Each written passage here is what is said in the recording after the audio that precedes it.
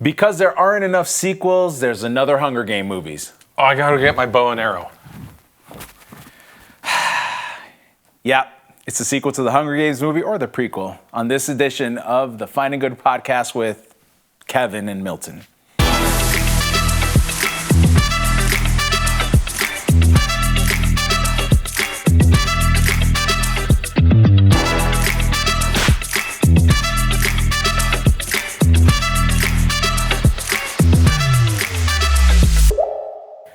Well, welcome back to the Finding Good podcast with Kevin and Milton. Today we're diving into the Hunger Games, the Ballad of Songbirds and Snakes. I did have to read that because I don't remember. It's too long of a title.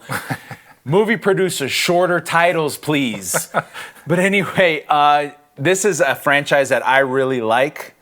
I own all the films.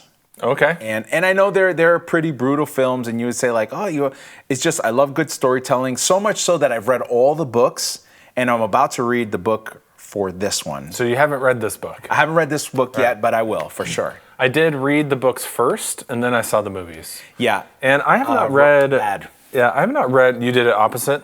Yes. Okay. Yeah. Because that's the way it's supposed to be. Or at least that's... Yeah. Okay. In my humble opinion, I think you should watch the movies first, then read the book. What you like to do it in the reverse. Actually, I don't like to do either of those options. I just like to watch the movie. Oh, got you. Like, why are we reading? Oh my goodness. It feels like an extra step that's not needed.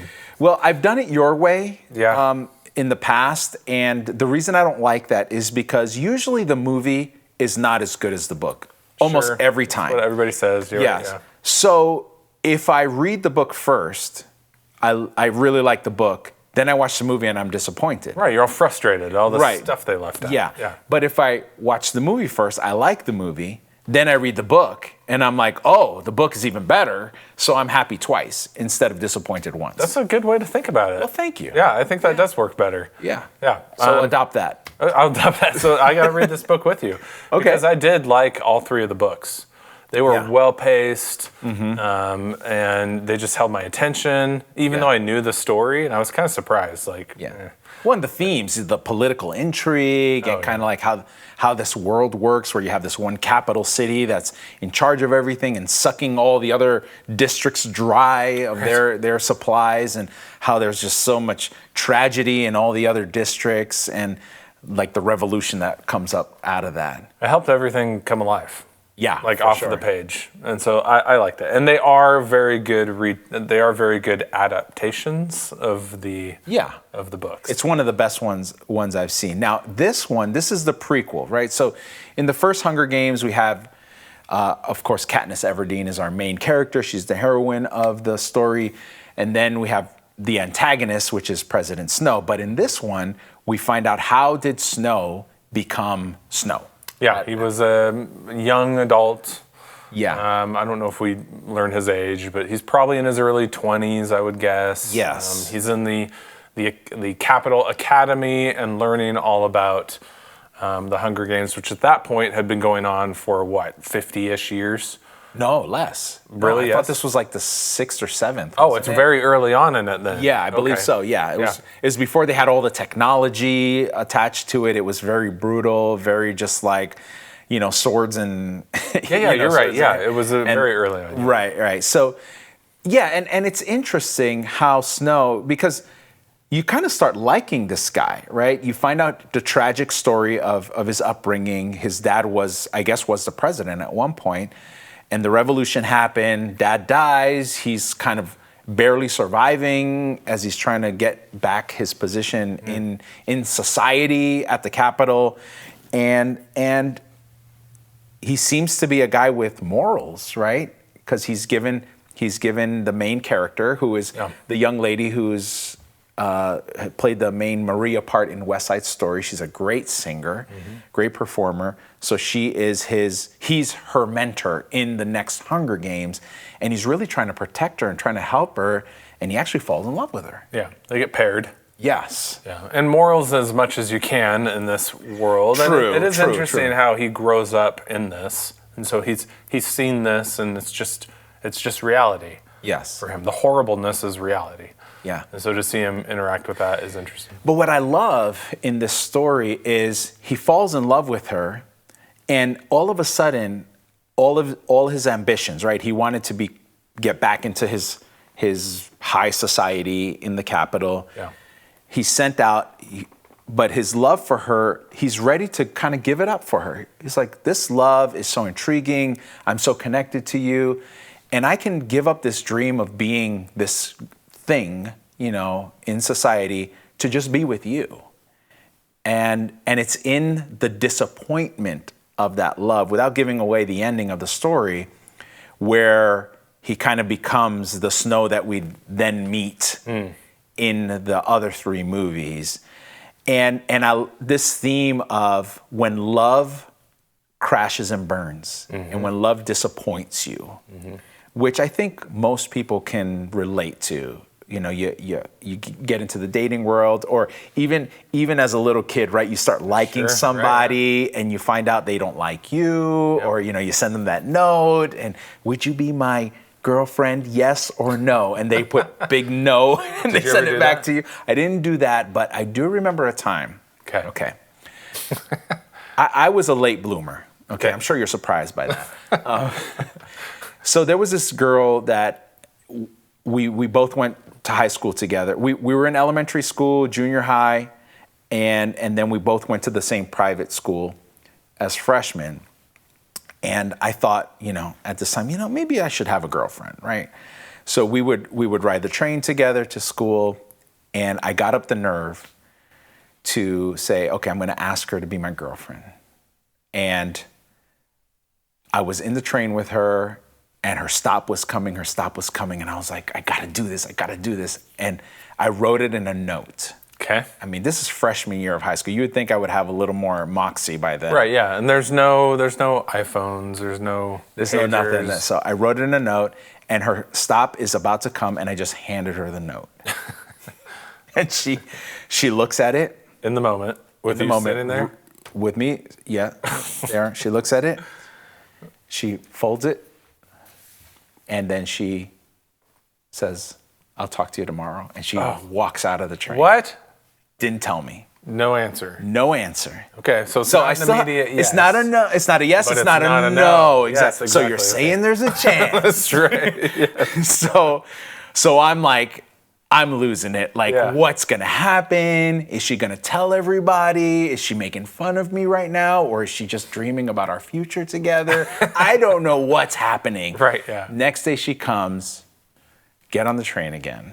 And she's like, hey, I thought about it. At this time, I'm not ready to have a boyfriend. And I was just like,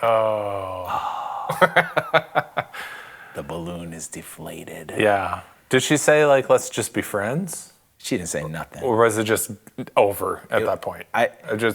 Were you guys friends afterwards? Or? I mean, yeah, we lived in the same circles. We went to the same church, that kind of stuff. But yeah, I was determined at that point, I was like, okay. Not you. This isn't going to happen. But I didn't give up. I didn't give up on love, which could have been a reaction to anybody losing love. And I think that's what happened to Snow, right?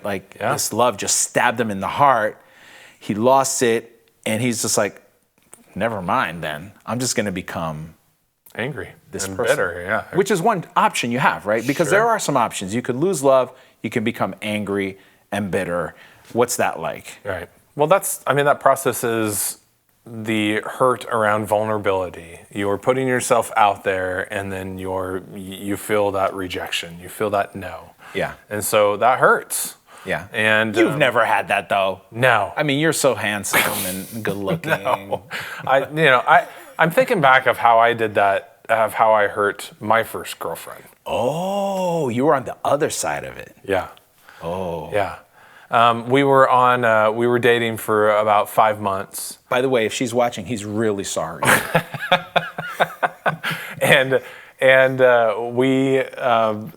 I was in, I think, early high school. Okay. But we were on a youth group trip. Okay. And in the van.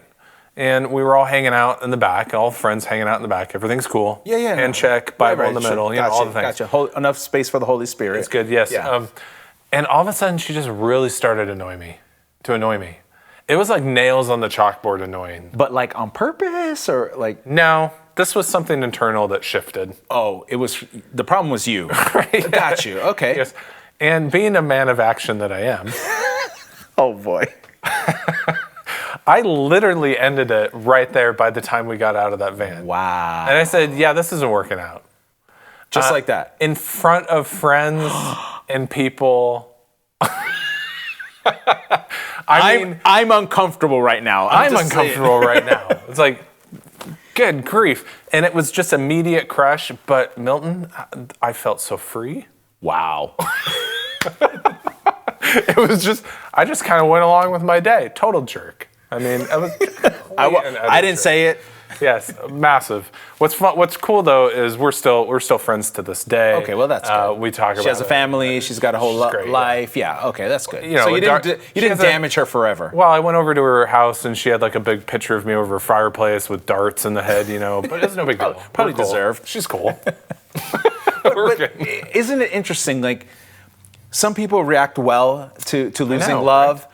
But others make different choices. I've seen, in fact, I was just talking to someone on the phone the other day that they just give up on love. That's one option. You get hurt and you're just like, this love thing is stupid. Never mind. I'm just going to close my heart and I'm just going to forget the possibility that I will ever be loved or ever love again. Right. That's a tragic decision. It's sad, and it's a way to kind of protect yourself from getting hurt again. And we hear a lot about you are hurt in relationship, you are healed in relationship. Yeah. And when it comes to love and falling for someone, or a marriage falling apart, or a dating relationship falling apart, that can really leave a giant hole. You start asking a lot of questions. Well, what's wrong with me? Yeah. Or I'm not good enough. I'm a bad person. Like I'm a jerk, and I just don't want I don't want to hurt anybody anymore. So I'm not going to put myself out there again. Yeah. And I do think it's a scary way to protect yourself from where God continues to call and push us into, which is community and vulnerability. Yeah. The other thing I've seen is people, when they get hurt, they seek justice. So you hurt me, well, I'm going to hurt you back. Hurt people. Right. So, you spoke badly to me. You raised your voice to me. Well, no, I'm just going to raise it higher. Right. Or you did this. You spent this money that I didn't agree with. Well, guess what? I'm going to go out and spend money too that you don't agree with. And it's just like this tit for tat kind of thing. And it's really destructive. We're in that love relationship. Like, I'm going to break up with you. Well, no, you're not, because I was going to break up with you first. I already broke up with you in my mind a week ago. Are we back in junior high? That's really what it's about, right? Yeah, but seeking justice, especially in trying to balance the scales, you hurt me, I'm going to hurt you, it just never works. And it always escalates to the point where you just get like, is this even worth it anymore? And the other one is just control. I'm just going to control my situation. So I'm going to let myself be loved, but only to a certain point. Right. Because I can't let myself show myself too much, because I have to protect that part of me. So I'm going to give you some affection. I'm going to give you some love, but I'm not going to give you everything of me, because no, I'm not going to let you damage me again. It's just really hard to let pain and hurt into your life consciously. And we try to go around, and I try to go around like of just trying to control that. And the reality is you can't. No. Because I have no control over literally anybody in my life. Yeah. You could hurt me at any moment. My wife could hurt me at any moment. My daughter and son can hurt me at any moment. My boss can. Any people around me can really come in. And if I am not allowing that to happen, we don't have a relationship. Yeah. Because I'm isolated, I'm walled up. Yeah. We're not doing life together, and it becomes really sad. Right. But I also understand how it happens. Right. So those three things that I just mentioned, those in my mind are the bad options. Like if you choose one of those three, you're not choosing the best option for recovering in your love loss, right? And finding love. Now, another option, which is okay-ish, is like take it super slow. And some people do that. You know, they're just like, okay, I might start dating again, but I'm gonna wait. You know, I'm gonna wait a year, or I'm gonna hold off, or I'm just gonna date casually before I really jump into a deep, and not necessarily, but some people, that becomes years, right? It becomes years, and then they're wondering like, oh, I can't find the one, or whatever term you use. Right. But really what's happening is that you're holding back so much that you're not jumping in there. Yeah, I think it's part of, and we talked about this on an episode in the past. If you just search our name and put grief, you'll find it really fast. We talked about this grief cycle. Yeah. And there's 5 different stages of this grief cycle. And I think a person can get really stuck in one of them and not even notice, where they're wanting to move on, but really the reality is they haven't allowed themselves to fully experience that healing. Right. And so, so I think it's more just getting stuck. Right. In a certain stage of grief. Right. And I think there's a lot of people there. I may know some in my own family, but that's okay. You know, we pray for them, we support them. So that's kind of like the mid option. Like the middle one? The middle one that might work, but doesn't always. But here's the best option. Okay. But get over it and get in? No, that's not the best option. I guess that is another option. Just get over it. But it's to be courageous. Okay. To be brave, because it takes bravery to open yourself up.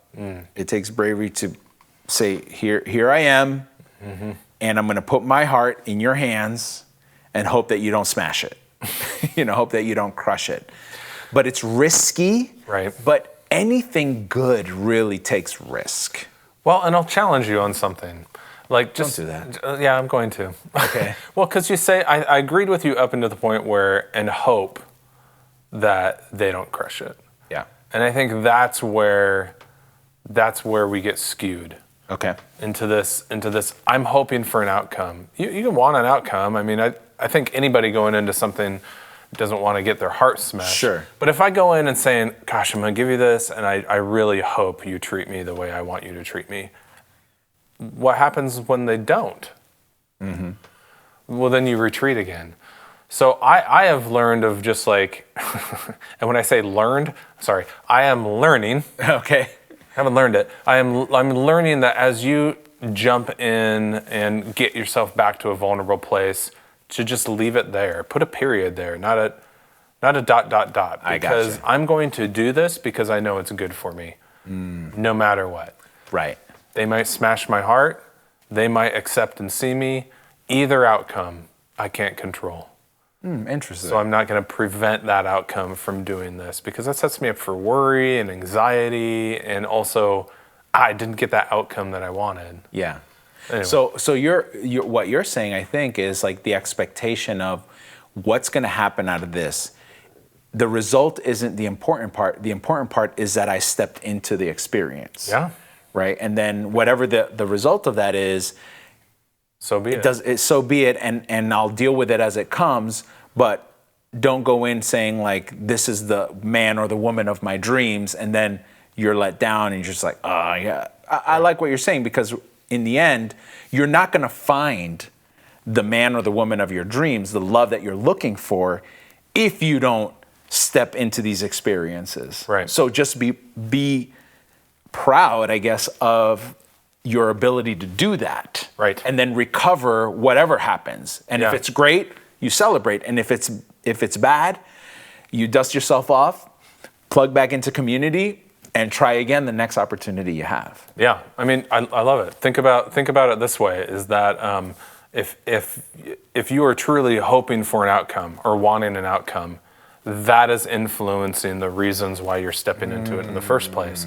And really, I like what you're saying. How what should be influencing you stepping into that vulnerability is just yourself. You're taking care of yourself. You're giving yourself permission to try again. Yeah. Without any outcome. That is the reason for yourself. Yeah, and I know what someone is thinking who's hearing this. Well, what about boundaries? Shouldn't you have? Yeah, I think that's all. It gets mixed into the sauce here, right? So with the boundaries, you can still courageously step in, and once someone shows you that they're not willing to respect those boundaries that you have, that's when you know, like, okay, this isn't where I'm going to find the love that I'm looking for. So hasta la vista, baby. See you later, sucker. Next opportunity. Yeah, you're annoying me. Bye. Like you did to your ex-girlfriend. That's right, yeah. Back to that story. I'm not a jerk. I'm actually amazing. Well, there you go. Talking about losing love and how to, recover when that happens. As we talked about, The Hunger Games, The Ballad of Songbirds and Snakes. Shorter titles, producers. Thank you very much for being with us. Remember to like, subscribe, share this video. You know what? We got these great mugs too. Oh, yeah. Maybe you want one. Don't know. Maybe if you comment on this video, give us your thoughts, how you respond to losing love, you might get put into a drawing and win one of these bad boys. Boom. You're going to love it because the coffee tastes so good out of it. There it is. Let me show you. It's like finding good coffee. Yes. We'll see you next time.